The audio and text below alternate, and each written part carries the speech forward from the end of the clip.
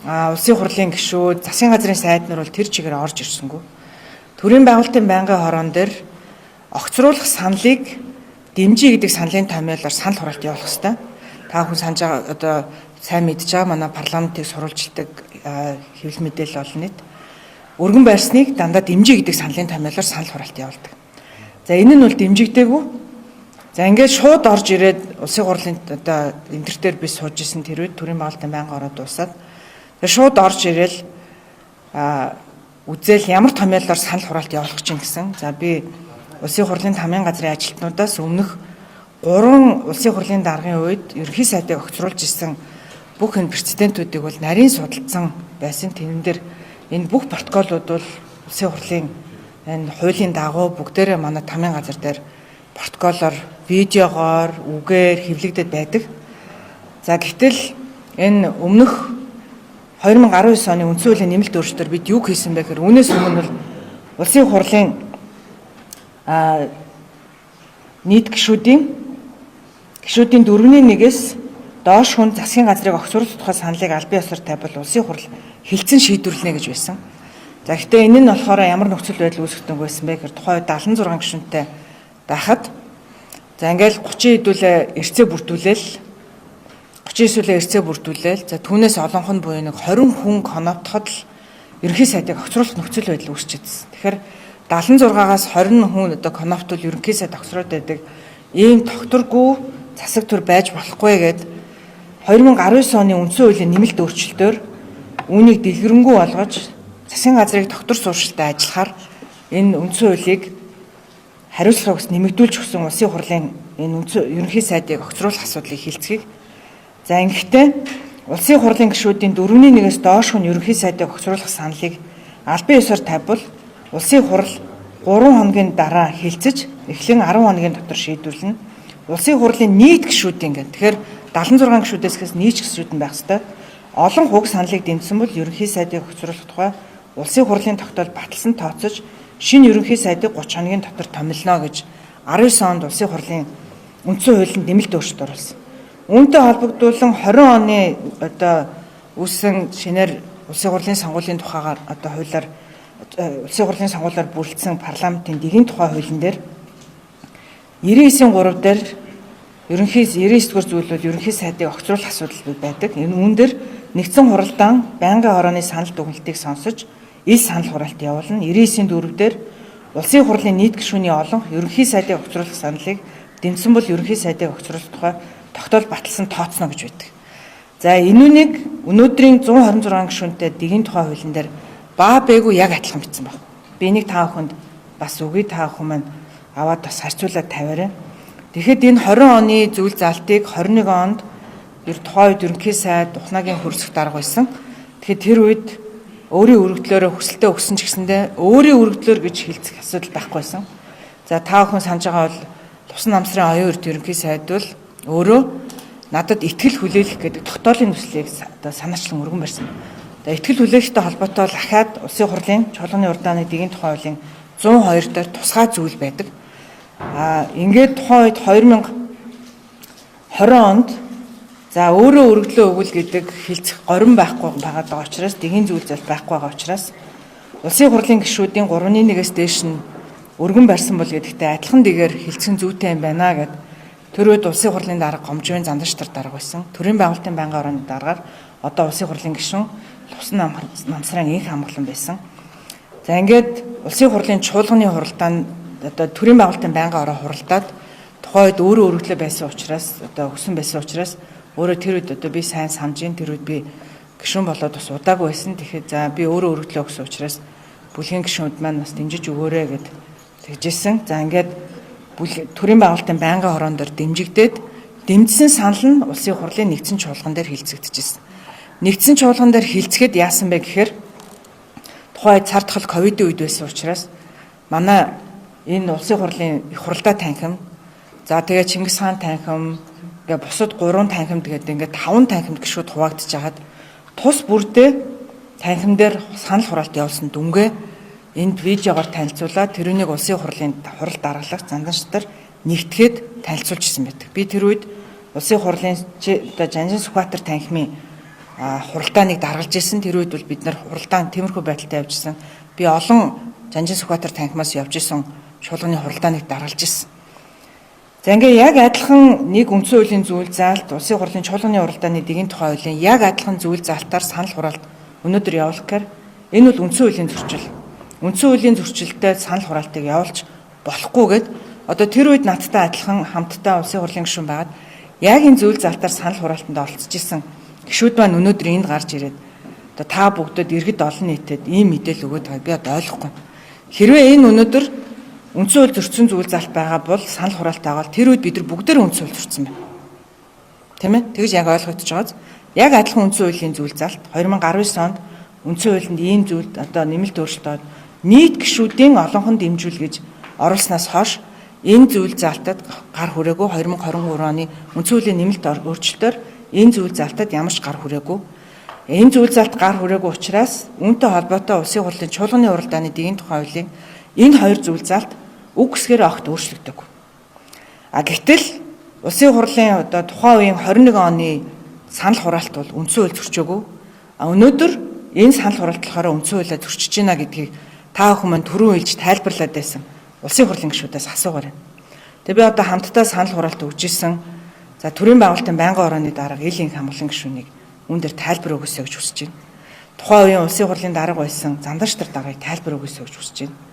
Тухайн үеийн нададтай хамт санал өгөөд явж исэн Жигждийн Бачаргал гишүүн, одоо Дамдны юм сайд, Хасуурын гаан хуйг дарга, за манай Батамглан сайд, Жигждийн Чимбүрэн сайд, ингээд олон гишүүд өнөөдөр энэ дотор бидэнтэй хамт байгаа.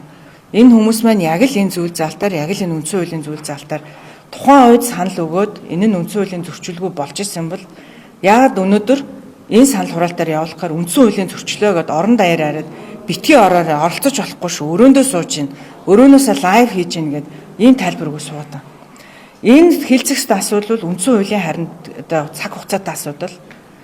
Та бүхэн энэ үндсэн хуулийн цаг хугацаатай асуудлыг манай хэвлэл мэдээлэл олон нийтэд хүргэхэд шүнжин өдөржин ажиллаж хахад улсын хурлын гишүүдэн зарим нь бол бүр харьцсан юм шиг байна. Зарим нь бол өрөөндөө өдөржингөө суусан гэж хэлж байгаа. Өнөөдөр улсын хурлын парламентын танхим гэдэг бол ажил хэрэгч мэтгэлцэн өрнүүлдэг санал бүгдээрээ нэгдэх хэрэгсээ албагүй. Ийм олон 126 гишүүн дээрээс нэмээд намын төлөөлөлөд өөр үзэл санаатай байж болно. Гэхдээ өнөөдөр өрөөнөөсөө лайв хийж пост хийдэг биш, харин чуулганы эндэр дээрээс албан ёсоор протоколлоо дээр ажил хэрэгч байдлаар саналаа хэлэх гэж улсын хурлын гишүүн болсон гэж би ойлгож байгаа. Тэгээ өнөөдөр улсын хурлын чуулган дөнгөж эхэлмэгц ийм хэрвээ томьёоллоор өөрөөр хэлбэл улсын хурлын төрийн байгуулалтын байнгын орооны санал хураалт явуулах юм бол үндсэн хууль зөрчиж байгаа шүү. Өөрөө хууль бус аргаар төрийн эрхийг авах ялтаа шүү. 10 жил хоригдсон шүү. Анхааруулаа шүү чамд гэж хэлээд гарсан. Засгийн газрын хэрэглэхийн дараа Бямцаг цайд. Тэгэхээр тухайн үед өөрөө ч гэсэн улсын хурлын гишүүн байсан. Энэ өнөөдөр үндсэн хууль хүн болгонд өөр үйлчлэггүй байхаа гэж бодож байна. Яг адилхан зүйл заалт өнөөдөр хэн хурал даргалж байгаагаас одоо шалтгаалаад өөр үйлчлэх ёсгүй гэж бодож байна. Үндсэн хуулийг зөрчсөн гэж хэрвээ үзэж байгаа бол үндсэн хуулийг зөрчсөн гэж пост оруулаад лайв хийгээд энд олон нийтэд танилцуулаад тайлбар хийгээд байгаа гишүүд маань өөрснөө яг өмнөхөөсөө яагаад зөрчигдчих вэ гэдгийг нэг сайхан тайлбарлаад өгөөч гэж хүсэж байна. Өнөөдөр улсын хурал дээр ирцээ бүрдүүлээд өглөөнөөс хойш сууж байгаа олон гишүүд байна. Тэр бүгдийг хүндэх ёстой. Энэ одоо олон нийтэд хүрэх гээд сурталчилж байгаа манай хэвлэл мэдээллийнхэн байна. Тамгын газрын олон ажилчид байна. Өнөөдөр бүтэн өдөр төрийн ажил бүрэн гацлаа. Төсвийн олон асуудлууд бүрэн гацлаа. Маргааш үл үүнийг бас хэлцэж амжихгүй юм шиг байна. Тэгэхээр үүнээсээ үүдээд төсвийн асуудал дахиад 7 хоног хойшлоо. Төсөв 7 хоног хойшлно гэдэг бол иргэдийн хүсэж байгаа нөгөө олон нэмэгдлүүдийг хийхэд төсвийг баг бүрэн задлах болно. За ингээд ингэж бүрэн задлаад дахиад төсвийг бүрэн боох цаг хугацаа амжихгүй байх нөхцөл байдал үүсэж байна. Төрийн 3 өндөрлөгийн 2 нь гүйцэтгэх засаглал нь хууль тогтоох байгууллагын 2 дарга нь зэрэг огцорно гэдэг бол төсвийг хэн боох вэ, хэн өргөн барих вэ гэдэг хүртэл айгүй хүнд байдалд орж байна. Одоо эрт бүрдээд хэдэн гишүүн тоо? Сая 61 гишүүн байсан. Одоо нэг 3 гишүүн байна. За нөгөө 3 хоёулангийн өргөн бариул ерөөсөн манай нам хилцэн гэдээсэн нөхдүүд маань бас эрт ямар байгааг та бүхэн маань бас харж байгаа. За дээрээс нь нэмээд засгийн газрын сайд нар болохоор ингэж байгаа. Нөгөө сая төрийн байгуулалтын байнгын хорон дээр огцруулахыг дэмжээгүйг одоо огцруулахтай байсан гэдэг байгаа байхгүй. Дэмжээгүйг бид нар дэмжээ гэдгийг дэмжээгүй. Өөрөөр хэлбэл засгийн газрыг үргэлжлүүлэн ажиллаа гэдэг шийдвэр төрийн байгуулалтын байнгын хороноос гарсан. За үүнийг одоо эсрэг санал хураалт, эсрэг томьёолоор санал хураалт явуулж өгөөч гэдэг. Эсрэг санал хураалтаар. Тэгэхээр өөрөөр хэлбэл засгийн газрыг огцор гэдэг томьёолоор санал хураалт явуулж өгөөч гэдэг байгаа байхгүй. Тэгэхээр засгийн газар өнөөдөр огцрох гээд байгаа юм уу? Огцрохгүй гээд байгаа юм уу? Ажиллана гээд байгаа юм уу? Үгүй гээд байгаа юм уу? Одоо түүнийг иргэд бол одоо бүр гайхаж байгаа. Бид ч одоо ойлгохоо байлаа. Төрийн байгуулалтын байнгын хорон дээр огцрохын дэмжээгүү нь одоо бүр төрийн ажлыг гацаах гол үндэс боллоо. За одоо бас шүнжээ өдөрж ажиллаж байгаа төрийн албан хаагчдаа за дээрээс нэмээ энийг үдээд одоо бухимдж байгаа иргэд олон нийтээс хүлцэл хүчий. Бид нар ингэж явах нь хуралмааргүй байна. Гэхдээ энэ үндсэн хуулийн цагтаа учраас үндсэн хуулийн цагтаа багтааж хилцэх үүрэгтэй хуралдаан даргалагч бас үүнийг хангах үүрэгтэй учраас одоо ингээд шүнжээ өдөрж хуралдаж байна. Таны хувьд одоо 16 цаг баг энэ дээрээс хурал даргалах шиг боллоо. Ядарч байгаа. Гэхдээ тэгээ шүү дээ одоо тэгээд харин хүн 10 хэдэн цаг хуралдаан даргална хуралцуна гэдэг үл тийм амархан асуудал ерөөсөө биш. Зүгээр сонсох ч гэсэндээ хэцүү шүү дээ. Тэгээд олон цаг бас ингээд хуралдаан даргалан явж байгаа учраас улсын хурлын даргыг хурал даргалуулахгүй гэж байгаа. За улсын хурлын хуралдах ардсан намын бүлгийн дэд дарга шиг тэмрэлийн Тэмүүжин дарга бас хэлж ирсэн. Энэ хуралдааныг аль нэг талд гарын үсэг зураагүй хүн чуулганы хуралдааныг энэ хоёр асуудлыг хэлцэн зүйтэй юм аа. Яг бол аль нэг талд гарах ёсгүй гэж. Улсын хурлын хуралдаан, чуулганы хуралдаан бол одоо тэгээрээ явах ёстой. Улсын хурлын чуулганы хуралдааны дэгийн тухай хуулийн дагуу пүрэв баасан гарагт гэдэг. 2 өдөр л бид нар нэгдсэн хуралдаа явдаг. Бусд өдөр байнгын ороотой одоо ажлын ачаал харьцангуй байгаа гэж би бодож байна. Өдөртэй гэхээр гарын үсэг пүрэвд орж дарга болохоор улсын хурлын даргаыг хоцруулах асуудал дээр гарын үсэг зурсан. Тийм. Тэгэхээр би бол аль дээр нь зураагүй. За бидний хувьд үнийг хэлэхэд энэ бол одоо манай намын хувьд л нэг бодлыг хар бараа өдөр намынхаа 2 том одоо дарга удирдлага 2 хүнийг зэрэг огцруулах асуудлыг хуулингийн зэрэг хилцэж гин гэдэг бол одоо мэдээж эвгүй. За дээрээс нэмээд Монгол төрийн хувьд л энэ анхны тохиолдол ерөнхий сайд огцорч ирсэн 3 тохиолдол байдаг юм байна. За улсын хурлын дарга огцорч ирсэн.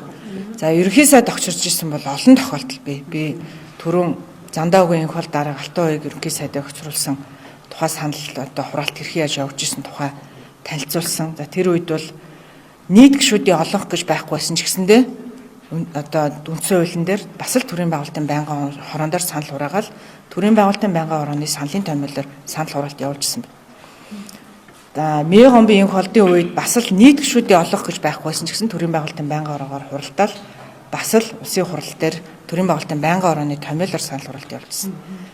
За одоо яг энэ одоо юу занданштар даргын үед бас яг адилхан ингээд төрийн байгуулалтын байнгын хорооны саналын томьёолоор явуулахад 19 оны үндсэн хууль яг одоо нэг дэгэнгөө үгсгүй адилхан.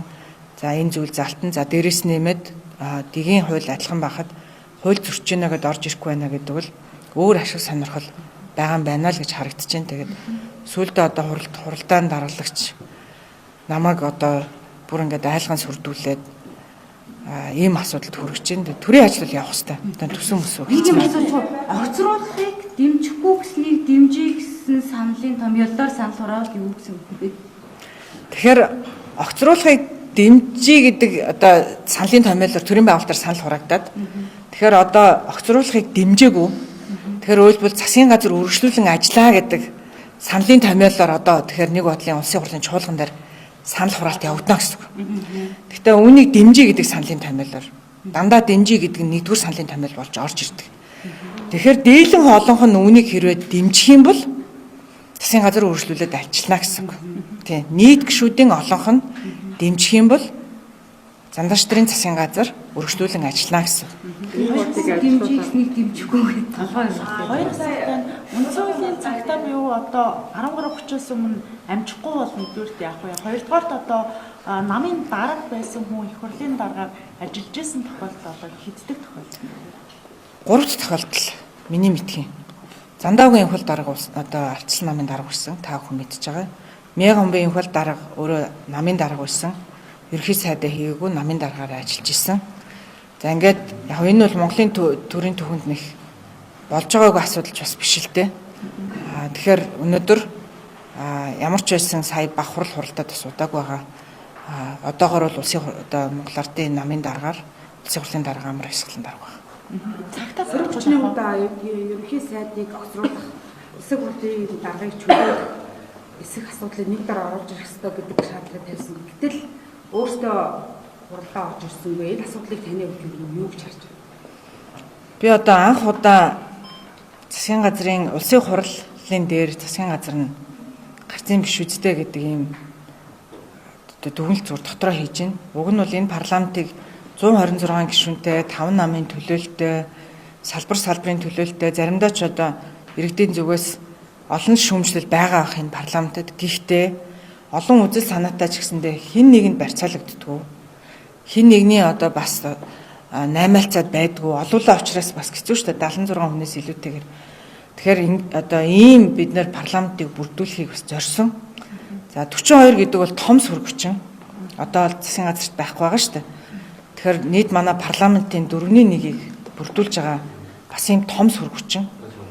Ийм байхад өнөөдөр сүрэг хүчин манай намын засгийн газрыг үргэлжлүүлэн ажиллах нь зүйтэй гэдгийг одоо байр суурьтай байна гэж ойлгож байна. Тэгвэл одоо сайн л байна. Тэгвэл орж ирээд дэмжээч. Энүүнийг конопорол илэрхийлэх хэрэгтэй болохоос биш. Гэртээ очиж унтчаад энэ нь миний байр сууриа илэрхийлж байгаа байдал гэж бол байж болохгүй бах. Тэр тусмаа үндсэн хуулийн цаг нартай асуудал дээр. Дөнгөж сая чуулганы танхимдаас төсвийн байнгын орооны дараагаан хоёрыг ороод гэрцээ бүртгүүлэхгүйгээр тантай юм ярьж байгаа буцаад гарчлаа. Яг нэг хаалтайсан болохоор юу ярьсан гэж мэдэхгүй байлаа. Танилаар мэдээлэл өгч. Амраач ямар ядардгүй юм бэ гэж хэлсэн. Тийм тэгээд би тэр хууль зөрчөөд байна гэж яриад байгаа шүү дээ. Одоо хуулаа таахан өөрснөө уншаа. Тэгээд тэр хуулийн зөрчсөн гэдэг байгаа зүйл залтаа тайлбарлаа гэсэн. Тэгээд одоо айлган сүрдүүлж болж байгаа мүү? Адилхан хуулийн зүйл залтыг хэрэгжүүлсэн төлөө 10 жилийн чамааг хорих ялтаа шүү. Анхааруулж шүү гэж хэлээд гарлаа штэ. Гэсэн чинь тэгвэл тэр хүнийхээ нэрийг нэрлэлтэй гэж гисэн. За энэ бол үннийг хэлэхэд одоо хуралдаан даргалагч яг ийм байгаад байгаа учраас маш олон хүмүүс миний бодлоор хайгаад орж иж чадахгүй байх шүү. Айлган сүрдүүлээд байх шүү байна. Одоо би улсын хурлын дэд дарга хүн эмэгтэй хүнийг өнөөдөр зөвхөн хуулийн зүйл залтыг саналын томьёолыг өөрсдийнх нь хүснээр явуулсангүй гэдгээс болоод чамайг 20 шүү гэж шүүгэн шийдвэр уншиж байгаа хайтаа улсын хурлын чуулганы танхим дээр эндэр дээр гарч ирж байгаад тэгж хэлж байгаа юм чинь өөр хүмүүстийг одоо энэ хаалганы цаана юу болж байгааг би сайн мэдэхгүй байна. Зөвхөн сураг сонсгоо заримийнх нь бизнесийн үйл ажиллагаан дээр нэлээд дарамттай ах шиг байна. Та бүхэн анзаарах юм бол нэлээд олон бизнес эрхлэгч улсын хурлын гишүүд ирэхгүй байна. За заримийнх нь хувьд одоо мэдхгүй одоо нэг л тийм айц хүүцтэй эсвэл одоо ямар нэгэн байдлаар иргэд олон нийтийн зүгээс юу гэж нэг дүгнж гинүү гэхээр ямар нэгэн 8-нд орчих юм уу гэж хүртэл шүмжилж ах шиг байна. Улсын хурлын үйл ажиллагаа явах хэрэгтэй ямар ч байсан бид одоо хуулийн дагуу хэлцэх цагтаа асуудлаа хэлцэж дуусгамаар байна. Тэгээ төгсөн өсвөгөө дараачихсан асуудалд ормоор байна. Ганцхан гишүүд ер нь бие биенээ ингэж зам хийгдэг байдлыг хязаа халах хэрэгтэй юм бэ? Ер нь өнгөрсөн хугацаанд гэсэн байнгын оролцсон бусад хурал дээр гишүүд бие биендээ айгүй хэлэх зөө бусаар тохиолдол. Тэгэхээр энэ та бодохоор 10 жилээр 20 асуудал гэдэг юм. Ноцтой зүйлийг хийж бүрийнх нь хадж байгаа нөхцөл байдал үүсэж байгаа юм шүү. Тэгээ ёс зүйн асуудлыг өгнөл бид нар чинь ингэх гэж бүр ёс зүйдийг юм байнгын хороотой болоод одоо дид хороотой байгаа дүнтэй холбоотойгоор одоо хууль журмыг нь хүртэл батлаал ингэж явж байгаа. Гэхдээ хувь хүний одоо суур ёс зүйн хүмүүжлийг бол үнэхээр өөрчилж чаддгүй юм байна. За албан тушаал авах тусам энэ нь магадгүй зарим хүмүүсийн хувьд сайжрах биш бүр дордоод байна.